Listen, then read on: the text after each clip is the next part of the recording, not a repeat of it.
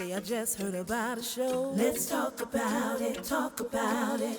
Where the independent artists go. Let's talk about it, talk about it.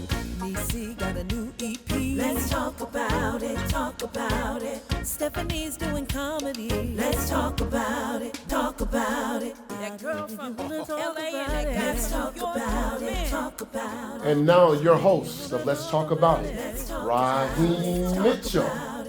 Hello, and welcome to Let's Talk About It. I am your host, Raheem Mitchell. Thank you for tuning in. One of my previous guests has made such an impact on my viewers and their lives. I just had to bring her back. She has this movement called A Time to Tell, which runs in the same line as the Me Too movement. I thought this would be a great time to introduce a segment of my show that I'll call Breaking the Silence. Ladies and gentlemen, please allow me to introduce to some and reintroduce the others, Tanya DeFreitas. Welcome to the show. Thank you for having me. Yes, it is a pleasure to have you on the show. Last time you were here, I was getting emails from everybody saying, when you going to have that lady back on your show? When you going to have Tanya back on her show? I'm looking forward to getting her book. And they wanted to know more about your Me Too movement. So I told them, I said, okay, well, I want to bring her back on the show, and she's also going to bring, guess what, two other authors from the book. So I'm going to let Miss Tanya take over from here. Go ahead, Tanya. Well, I brought with me today two co-authors in the Pretty Sad Anthology series. The two ladies here are from Volume 1, 2, and 4. We have Miss Kimesha Robinson, who's featured in Volume 1 and 2, and Mrs. Colette Toomer Cruz, who's featured in Volume 4. Okay, so. Thank you so much, Tanya. I am delighted to be here to discuss the Time to Tell movement, Pretty Sad, and how it's impacted my life and my family's. I'm glad you're here. Yeah, this is exciting. Never would have dreamed that it would have come to this. Me either. So we're excited, and thank you for having us. Not a problem, because when I first started my show, I had so many different segments that I wanted to cover. And everybody was like, oh, man, you just going to have a bunch of comedians on there because you're a comedian. And I'm like, no, I'm going to have Eric, because my show is called Let's Talk About It. And I'm willing to talk to anyone, anybody, anything, just as long as it's not hate, because we have enough hate going around in the world already. So I worked with her mom, and her mom was like, you need to talk to my daughter. She has this book. And everybody went on and on. And I said, okay, Miss Carla, I will. So she gave him, we exchanged numbers and we talked, and we just, kept on talking and speaking about it, and I had her on the show. And she started telling me about, all the different ladies and Pretty Sad and talking about her movement. And then as she's speaking, I'm constantly thinking about things we can do, things we can do, things we can do. So I said, you know what? I have a segment on my show called Breaking the Silence. And her face just lit up like a kid on Christmas. She was like, oh my God, I always wanted to bring some of the authors on the show to talk about it. I said, well, we can do it like this. I'll bring you on.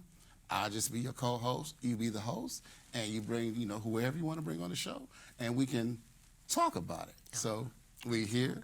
And I'm going to let Tanya go ahead and do her thing. Thank you. So, breaking the silence. The Time to Tell movement is about breaking the silence. Behind the movement is going against the era of what goes on in this house stays in this house.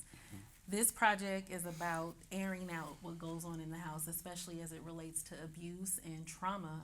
We have seen, even in the media with celebrities, that things are happening in the world, and a lot of it stems from secrets. Right. It stems from us not exposing things that are going on because we're ashamed to talk about them.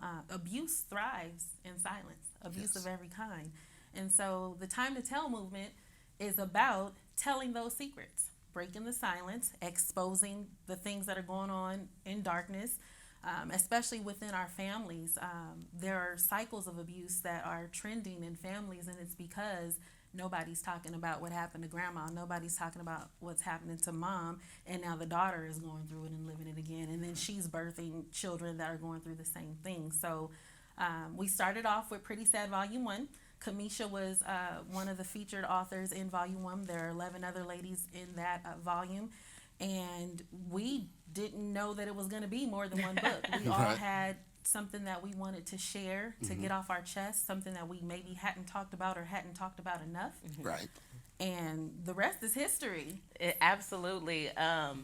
You know, when Tanya first approached me with this opportunity, I was caught off guard, but in such an amazing way. I am a writer. I've been a writer all my life, but prior to this, I had suffered from writer's block for several months, and I could not get this project that I wanted to do. I couldn't get it out, but I had started doing speaking engagements, and Tanya and I both spoke at the same event. Actually, her and her husband spoke.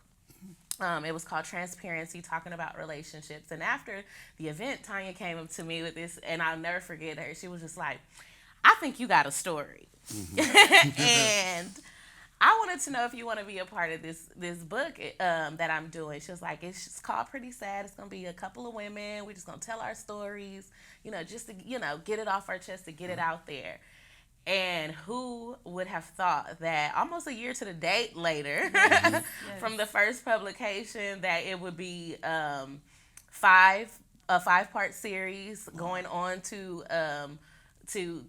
making a sequel. You look with Brutal Courage and the Time to Tell movement. But this opportunity came in such an amazing way. I knew I wanted to tell my story. I didn't know exactly how I would accomplish that or how I would be able to do it. But Tanya was so instrumental with us in the first group of ladies. She literally held our hand through the process. There were messages that we got on a daily basis, like "Stay strong, ladies," because we're writing about very deep, intimate, and private and personal times in our lives, and some of us had never even told family. Right. Now we telling them, now we telling the world, and we about to make it a play. Oh Lord. Really? Yeah. So this opportunity has just really has changed so much of my life in such a short amount of time. I am so grateful, and thank you for allowing us to have this platform, because we do need to talk. Yes. We do need to break the silence. What goes on in this house stays in this house is no longer working for us when we see their children being tortured in their own home, women being abused, even men, that's something to talk about too. So I'm excited about this whole process. Yes, thank you, Mrs.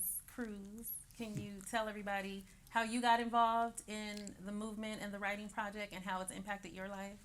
Well, I think it's pretty much like Kimesha. We meet you, and I think it was at a We Gather. So when I heard you give your story about you, and then I think you approached me, asked me if I would be interested in being a part of this project that you were working on. And as Kimesha said, it's it really shakes your world, because you've told some people may know about it, but to realize, okay, now it's going into print. Right. You let that simmer. Because I know when. Yeah. That's true. Because you sit back and you like when she says, okay, I want to hear your story. You're like, man, I got to relive it again. Yes. But you figuring, now I'm going to relive it.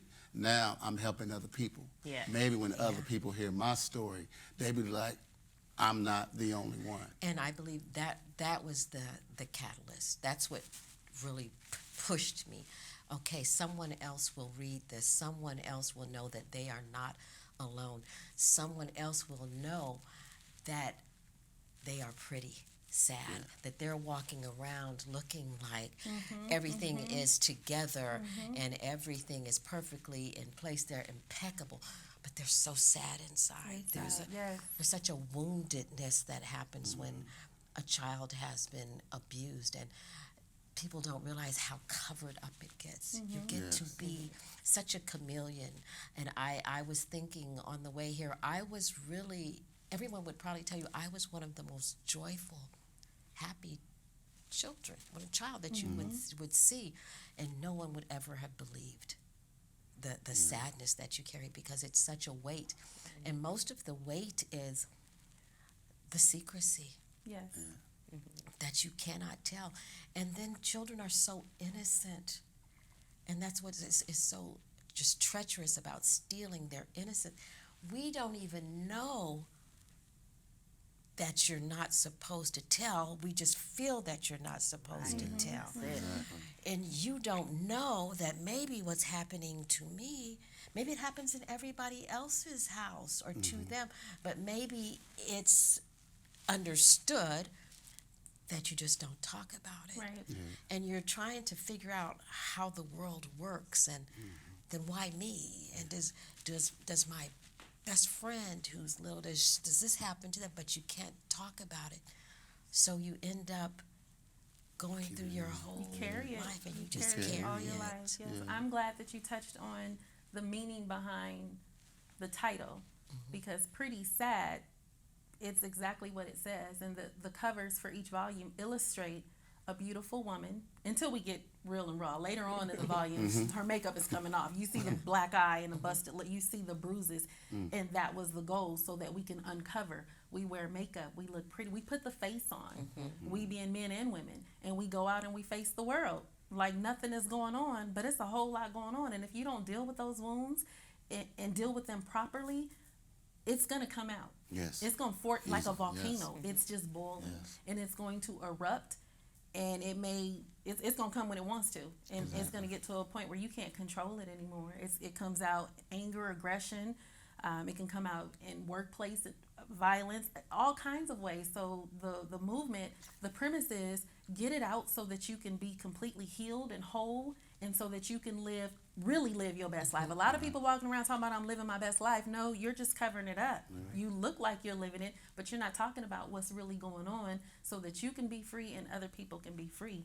So that's what we're doing. We want to be free. We want to be whole. We want to walk in our purpose and our destiny and impact the lives of those who are still stuck. They're still chained to their past. They're still chained to what happened to them. And if I can go ahead. I'm sorry. I don't mean to cut you off, but I think you touched on something that really impacted me. You know, I thought I was living my best life, right? I was, moving and shaking. I'm doing my thing.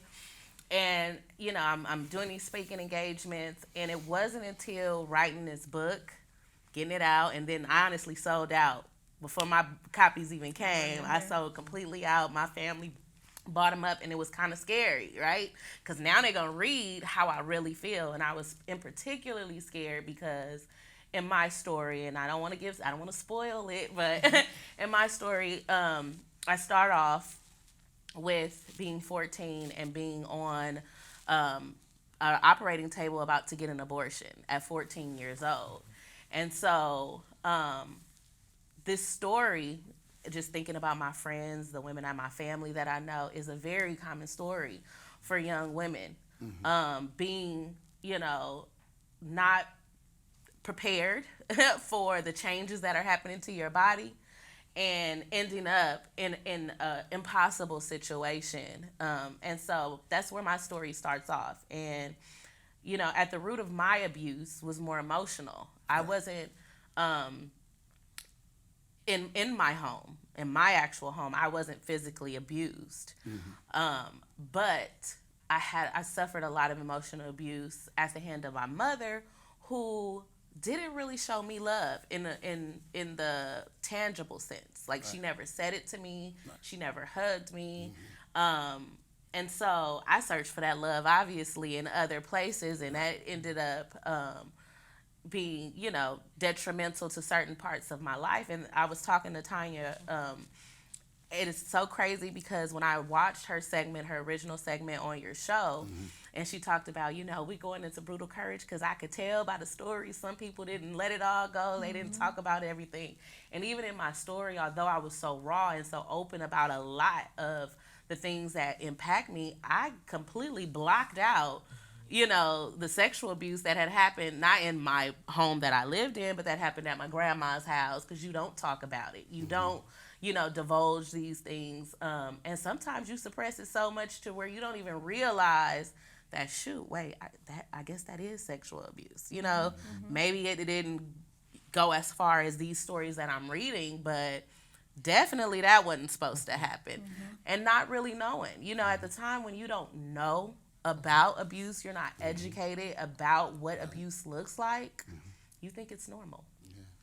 When I had Tanya on the show, and we were speaking about, you know, the book she's writing, and I raised a question to her. She was like, well, when the ladies, they call me, and, you know, they tell me about their stories, and she said she took on a lot of the, what would you say, you took on a lot of the burden, and Well, I could feel you could as I feel read it the stories. as she was reading the stories, and she said it had sometimes. She said she just really had to step away from the computer. She said her husband came in there and got him. Okay, let's step away from it. Need a But break. you know, you really need a break from this. You do. And to hear you say that, and then I'm remembering the questions I was asking her when she was on the show, and I'm like, wow.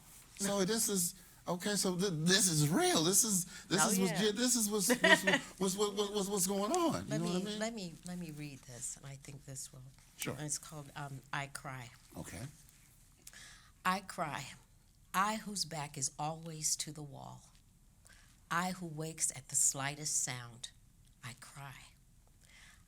I whose pain is white hot seared anguish. I who have never known trust. I cry. I whose friendships have been few. I cry. I whose innocence was raped young, so young. I cry. I who never knew a child's thoughts. I who only longed for peace. I whose sadness is so deep, soul deep. I who yearned for a father's protection. I cry. I whose sobs were never heard. I cry. And that is probably the heart and soul of every author in the book. It touches every man. That you trust is a luxury that you can't afford. Yeah. Deep sleep you can't have because you have to remain alert. Friendships, who can you trust? You've never known protection. And what you lose is that you never had a child's thoughts because they were always from an adult point of experience. Right. So you lose out on so much of just what innocence is supposed to give you as a foundation for life. And truly, when you say your back is always to the wall, I have to see you. You know, you can't get behind me, but to always want protection and to never have that is something that you have to understand, that and it goes back to the title, that there are women walking around that look beautiful on the outside, but they are broken. Yes. We are broken, and like you were saying, that in 1974, I was elected the first black student council president at my junior high. And that was a big deal. Yes. Huge. It was especially really, especially in it was, 74. that was Yeah. like, that, trust me, that was like Obama. Yeah. That, to those teachers, that was earth-shattering. And that was in the fall, and then I went away for Christmas. You know, you leave for Christmas Yes. vacation. Christmas break. I didn't come back until April because I had a child. 12 days after I turned 15, I had my daughter. So you walk around with all this burden in you, because I had to leave my child where she was born, and an aunt raised her for the first 14 years of her life. She thought I was a cousin. But you come back and it wasn't my molester that I was pregnant by, but you become aware of sexual things because you've been sexualized. So then you start paying, and it's a song, and I forget who did it, but it's She's a Wildflower, and it says, and why she's always paying for a debt she never owed. Right. You keep reacting to things. Yes. You're acting out your pain, but I didn't cause this pain, but the poor choices I make, I'm called the slut. Right. I'm called no good. I'll never amount to anything. She's just trash.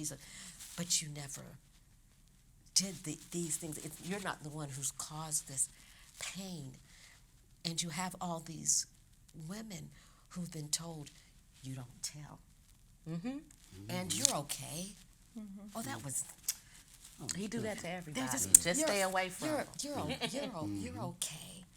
And then the next thing you know, I was driving north on La Cienega, and it was in 1988, and I was listening to this radio show, and this man was Richard Bueller, this old man. He was talking about sexual abuse, and he was saying, just as I got to San Vicente, I never forget, he said, now there's some of you who are listening to all these stories of abuse and on how these women have said that these things have impacted their lives, and you're all saying, well, my life is fine. That didn't really bother me. I'm good.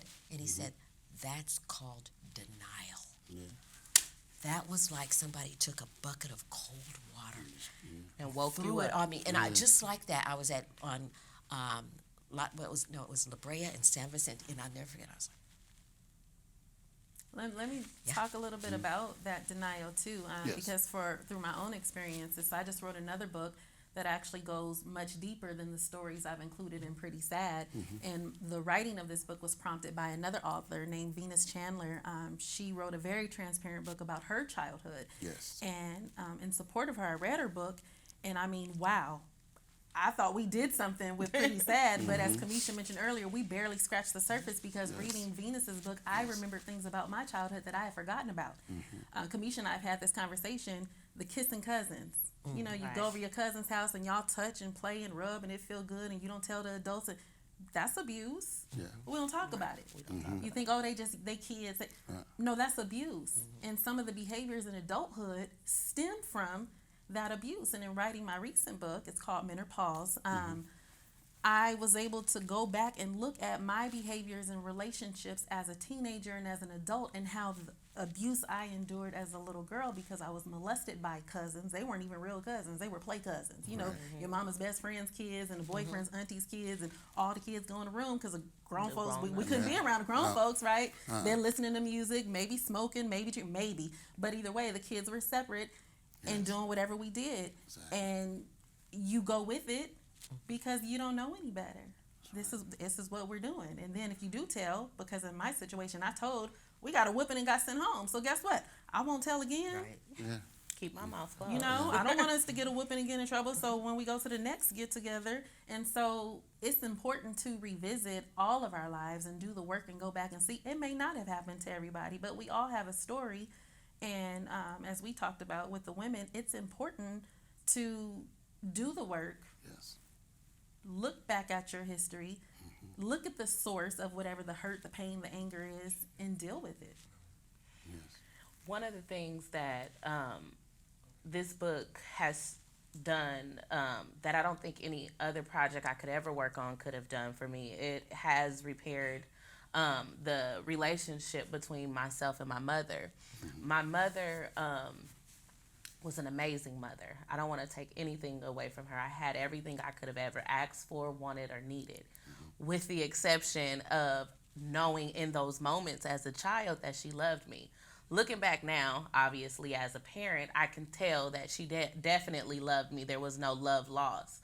But as a child, when you're not hearing those words, when you're not feeling, you know, what love looks like based on TV, you say, okay, they love me, they hug me, they kiss me, they, you know, tuck me in at night. And when you don't have that going on, you know, you kind of search for it in other places. And what I grew up watching, as a lot of girls, I think do, I grew up watching my mother paying more attention to the men in her life, as far as showing love, than the children. And I did see a complete disparity between how she treated me versus how she treated my siblings. And, you know, looking back, I don't know if it was because of a little anger towards my dad, who ran off, went in the military, and, you know, left us. I don't know if it was because of that or just because in me she saw so much of herself that it, you know, kind of hurts sometimes. But in my journey and in my experiences and writing those down in this book, I think my mother was able to truly see where our relationship went wrong. I don't think that until this book, she really realized what I was so mad at her about her. Like, what did I do? I didn't do nothing to you, you know, like, what did I do? You got everything she read you wanted. The story. She did. She read, Wow. my mom read the book, she read the story, as did my whole entire family and many of the members of my church.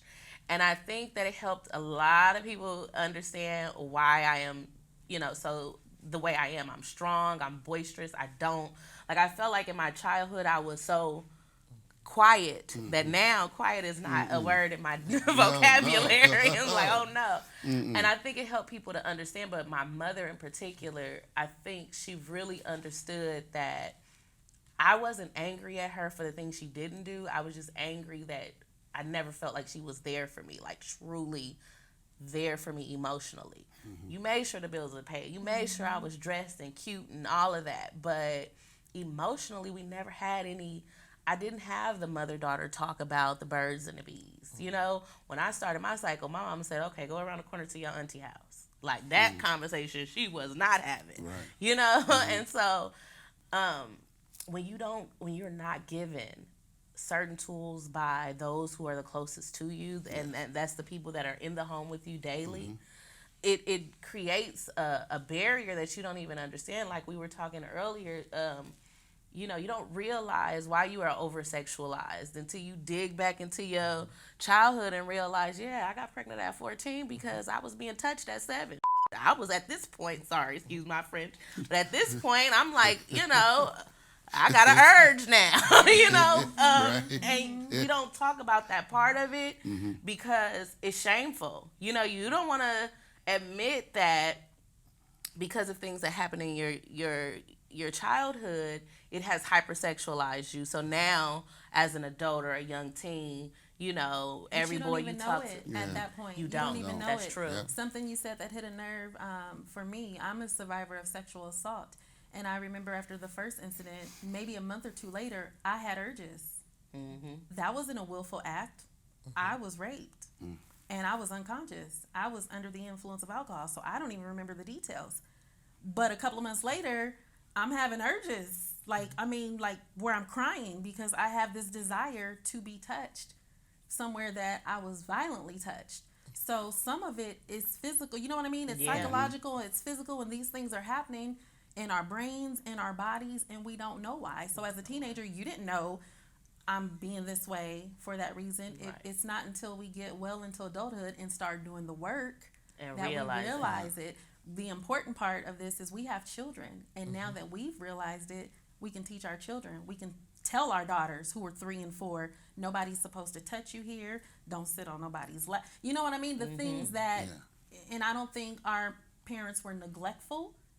They just didn't have those tools to give to us, but now we have them. So not just for our own children, but our daughters, our sisters, our younger sisters who may be in the same situation. Single mom raising children, she's working to take care of bills. That's her loving her kids, but she's not talking. They're home by themselves. I was home by myself when I got raped. My mother was working. She had to work.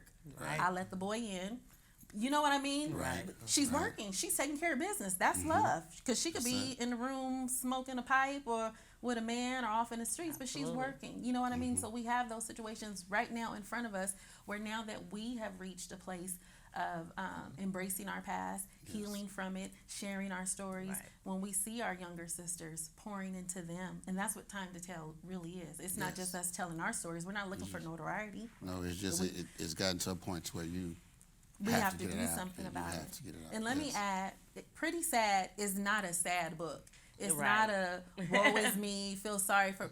It's about empowering, not just women, even though this is women within this project, but it's about taking your power back, Yes. owning your voice. You have to be quiet. We're not being quiet anymore. Right. This is what happened to me. I'm not protecting whoever did it anymore because nobody was protecting me. I own it. I accept it. I have healed or I'm healing from it. And now I'm going to reach back and help someone else. So it's not a sad song.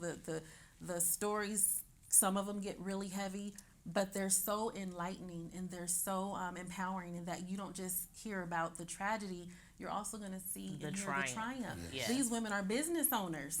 Kimesha has her own business. Right. Pastor Colette is a minister and has her own business, and she writes plays and poetry, and they're phenomenal, powerful women who have reached this level with all of that, carrying it all. Pretty sad. They carried it all into this place, but now that it's come out, I feel like Mama P. Priscilla. I'm talking with my hands. But now that it's come out, they're that much more stronger and powerful to be impactful Absolutely. in their purpose, in their ministry, whatever they were designed to do, and to help someone else. That's what it's about. That's it. Well, ladies, I am truly blown away by all of these stories and information that you willingly shared and everything. But my cameraman did give me the 3-minute the wrap-up sign. But what I'm saying is this story right here is deep. Yes. So we are, and I'm not going to say we are, but we will continue this. So yours was part 1 when I interviewed you first. This is part 2. And we just going to do all 5 parts. If you're okay and willing to come back within some time, we'll do part 3. And then we'll go on. You said it was 5 books, right? And we'll make this a 5-part series. If that's something you ladies would be interested in doing, and kind of, just work out the schedule. And I would love to bring everybody back, because now that we're starting to get into the meat of it, that's when, it's like, commercial. To be continued. And it's just going to be continued. So once again, I want to thank each and every one of you ladies for coming out. And once again, please give me your name, please. Kimesha Robinson. And your name is? Colette Toomer Cruz. And, Tanya DeFreitas. okay, so if you have any books that you would like to have people go out and get, right now is the time to give them your platforms and where they can get your books. Or if you wanted, if you do speaking engagements, you can give that information out. And if you want, like I was telling Tanya, maybe you can go to like an all-girls home or a girls' home and speak upon it. Or maybe you can go to a high school and talk to some of the girls that's, been going through the same thing you ladies been going through. So if each one of you can give your platform to the camera. Okay. And we'll go from there. So who wants to go first? I'll go first. Okay. My name is Kimesha Robinson. I am a featured author in Pretty Sad Volumes 1 and 2, which are available on Amazon. You can search Pretty Sad. You can search for Kimesha Robinson. It'll pop up. The platform where you could reach me will be Instagram. It is at treasurebox_diaries. That's spelled Treasurebox_DAIRES. Follow me. I give great tips on women using your feminine qualities for the greater good and to drive your purpose. Holistic practices for self-healing, mind, body, and soul. So, Okay. Yes. And I'm Colette Toomer Cruz. I'm in volume 4, Pretty Sad, and you can search it on Amazon. It's under Colette Toomer Cruz. And other than that, you can see me on Facebook, whatever I'm there. And Instagram is Cruz for Christ, and that's CRUZ for Christ. I can be found there. I'm a writer, director, and teacher. Okay, but then you also said I'm sorry to cut you off. That was very rude of me. Then you said you were a pastor. So maybe Yes. give the name of your church and tell people if they don't have a church home to. You don't have come. a church home. Yeah. If you need to renew your relationship with Christ, you can come to Love and Faith Christian Center in Los Angeles. We're at 5400 11th Avenue. Come and visit us. Come as you are. We dress very relaxed, so don't say you can't come because you don't have anything to wear. Yes, right. you do. All right. I just want to add really quickly, Colette is also in my poetry anthologies. So if you look up the poetry book, it's called Depths of Her Heart. And she is actually taking Pretty Sad and helping us convert it into a stage play. So we're working on volume 1 right now. And she's our writer, our stage director, and taking the full lead on this project. For myself, Tanya DeFreitas, you can find me on Facebook at author Tanya DeFreitas. And if you go to the Facebook page, everything else is there. The website, the Instagram information, etc. All my books are on Amazon. So if you Google search my name, you will see all of my work. All right. And once again, ladies, I want to thank you ladies for coming on to Let's Talk About It. They give yourselves a hand. Thank you. Good job. And also, please remember, no matter what you do, please do not share your 8x10 dream with somebody with a 5x7 mind. And a lot of people are always asking me, Raheem, why do you say that? Because just think about it. When somebody say they want to do something, you always got somebody saying, nah, man, you can't do that. You can't do that. That's because they're not thinking outside the box. They're not thinking further than self. So that's why I always say, don't ever share your 8x10 dream with someone with a 5x7 mind. My name is Raheem Mitchell. I want to thank you for tuning in to Let's Talk About It. And please believe me, this is not the end. This is only part 2. We still have 3 more to go. So please stay in tune with the show. My YouTube channel is up. It's Talk About It with Ra, R-A-H. Talk About It with Ra, so you can see all my previous shows that I've done. Then you can check out Tanya's previous show so you can catch up, because we're going to get rolling now. We did the first show, this is the second show, and we're going to work on the third show. So I don't want you to be like emailing me, well, what happened in part? Go to the website or go to my YouTube page and get caught up. But we will be doing 5 segments. Thank you, everybody. Thank you, ladies. Thank you. For coming out. And please tune in to the show. Raheem Mitchell, God bless. I'll see you next week. Peace. Let's talk about it, talk about it. Let's talk about it, talk about it. Talk about it. Let's talk about it, talk about it. Talk about it. Let's talk about it. Let's talk about it. That girl from Let's talk LA about and that it. guy.